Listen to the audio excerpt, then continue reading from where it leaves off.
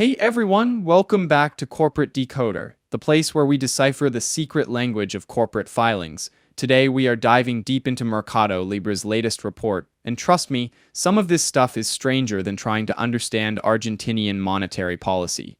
Mercado Libre, the e-commerce giant of Latin America, just released its annual report. Forget the sunshine and beaches, we are looking at numbers and strategies.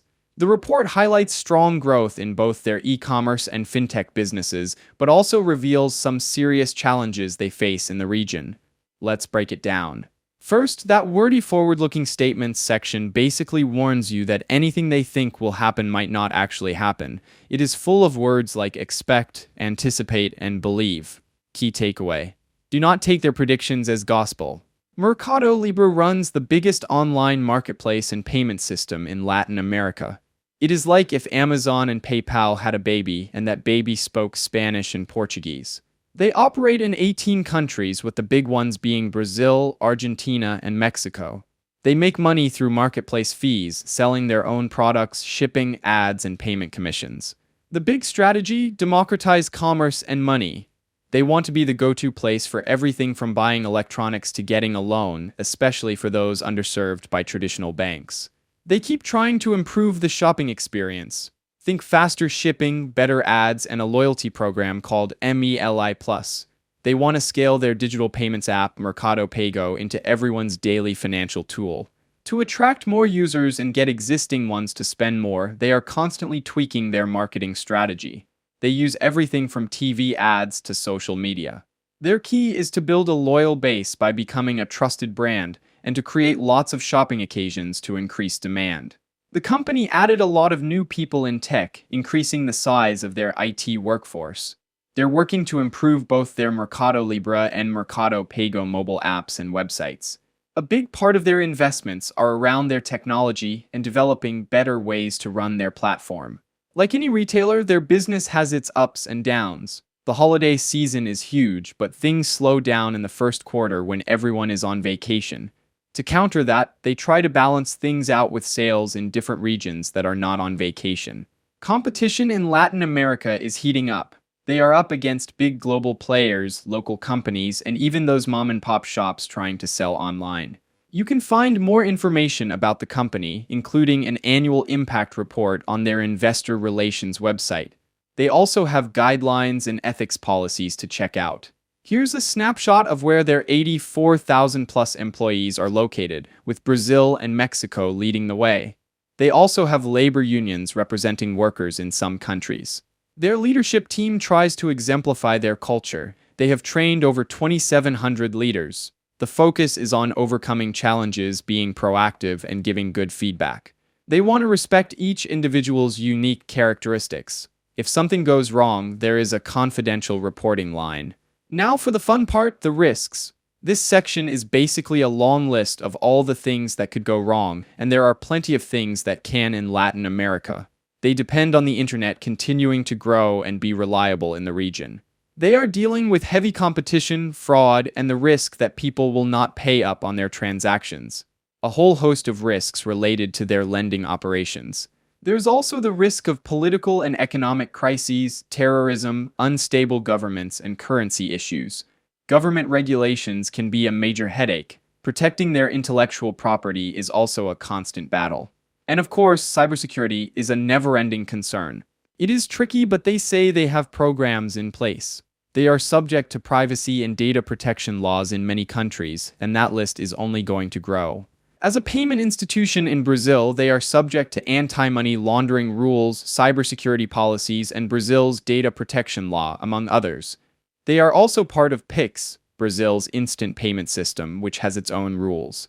In the event their regulated entities in Brazil do not follow the rules, there are formal warnings, penalties, and even the risk of shutting down the Mercado Pago business in Brazil. In Argentina, they are registered with the central bank as a payment service provider. In May, the central bank enacted new regulations establishing that QR codes must be interoperable with credit card payments, and Roman II digital wallets that allow credit card payments by reading QR codes must be interoperable. In Mexico, they operate as an electronic payment institution and are subject to a variety of regulations. Chile has regulations regarding payment cards, cybersecurity, and insurance.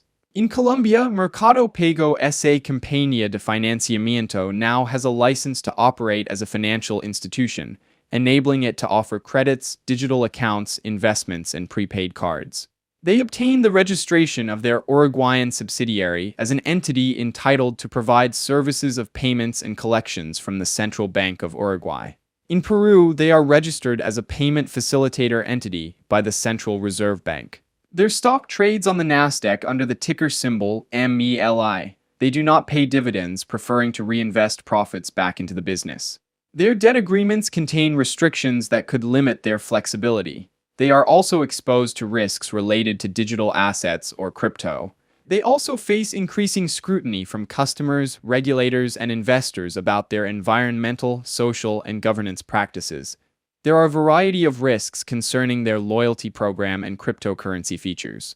Natural disasters and epidemics could hit their financial performance hard. They could face legal and financial issues stemming from the sale of items that violate intellectual property rights. Enforcing their own intellectual property rights is also a challenge. Problems with their technology infrastructure could cause business disruptions. Data theft and security breaches remain constant threats. Doing business in Latin America is particularly risky.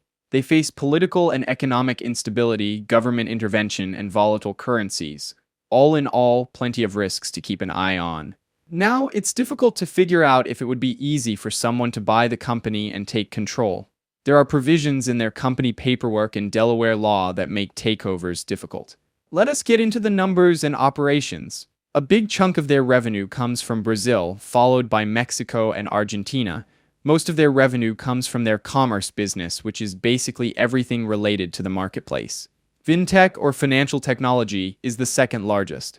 They work under a risk committee which is comprised of the chief financial officer, commerce president, fintech president, and the heads of corporate affairs, risk and compliance, data privacy, information security, AML and sanctions, legal and government relations, commerce product development, fintech product development, and IT infrastructure.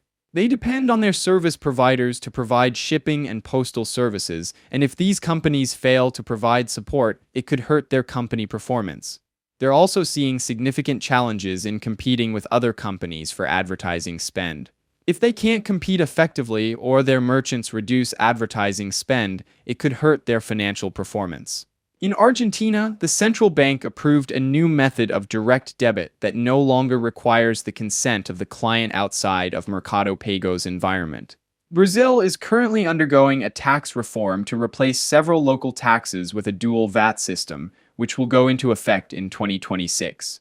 Mexico's antitrust authority is looking into potential issues in the e-commerce sector, which could force them to change some of their business practices in Mexico. If their credit ratings are downgraded by a rating agency, it could negatively affect the value of their debt and equity, making it more expensive to borrow money in the future. They're also using AI more and more, so they are also working to overcome challenges and risks to security, bias in decision-making algorithms, and personal privacy.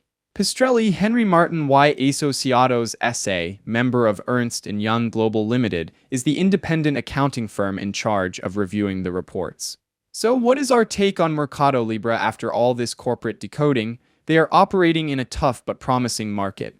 Their strength lies in their dominance of the Latin American e-commerce space and their ability to offer both shopping and financial services. That is a powerful combination. However, there are some significant weaknesses. They are deeply exposed to the economic and political instability of Latin America. Currency fluctuations and regulatory changes are a constant threat, and all of these could definitely impact revenues, as we could see here with Argentina. Also, their success relies heavily on managing risk, especially in their growing lending business.